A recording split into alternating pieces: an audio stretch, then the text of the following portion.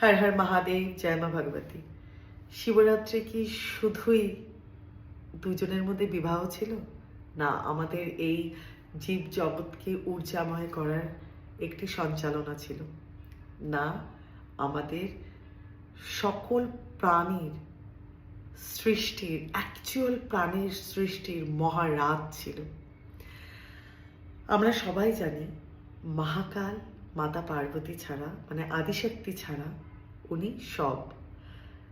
যখন সৃষ্টিকর্তা ব্রহ্মা আমাদের জীবজগতের সমস্ত কিছু সৃষ্টি করে ফেলেছিলেন, মানুষ, দৈত্য, দানব, মানে গাছপালা, সমুদ্র, নদী, নালা সব সৃষ্টি হয়ে গেছে, কিন্তু সেই সৃষ্টি ছিল জড় শুকনো কাঠের মতো। সেই সৃষ্টি ছিল ঊর্জাহীন সৃষ্টি। সেই সৃষ্টিতে কোনো প্রাণ ছিল না।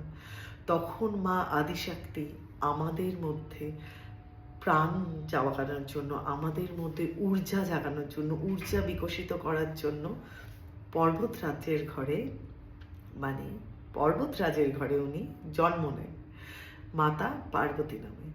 তার কঠোর তপস্যায়, হাজার হাজার বছর তপস্যা করে উনি মহাদেবের ধ্যানকে ভাঙান, মহাদেবকে প্রসন্ন করেন নিজের অর্ধাঙ্গ বানাবার জন্য। মহাদেবকে উনি প্রসন্ন করেন নিজের স্বামী হিসাবে পাওয়ার জন্য। মহাদেবকে প্রসন্ন করেন উনি ওনার মহাকাল বানানোর জন্য।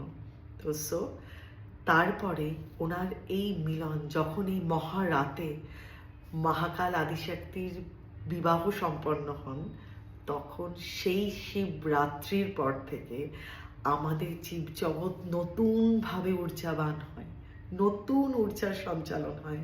আমরা ঊর্জা শক্তিতে ভরে উঠি। জীব জগৎ সংসারের প্রতিটি সৃষ্টিতে উজ্জ্বলতা, প্রাণ সৃষ্টি হয়। প্রত্যেকটি জিনিসের মধ্যে উজ্জ্বলতা, ভাইব্রেশন, প্রত্যেকটি জিনিসের মধ্যে, প্রত্যেকটি সৃষ্টির মধ্যে, জিনিস বলা ভুল, প্রত্যেকটি সৃষ্টির মধ্যে এক নতুন প্রাণের সঞ্চালনা হয়।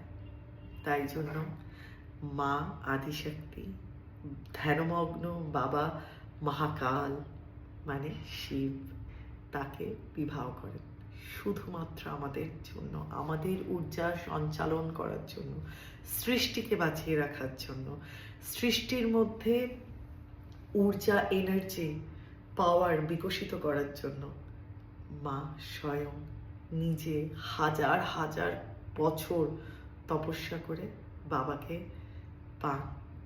তাই এই রাত আমাদের কাছে অনেক অনেক অনেক অনেক ভাইটাল রাত, মহাশিবরাত্রি। ভালো থাকবেন, ভালো রাখবেন।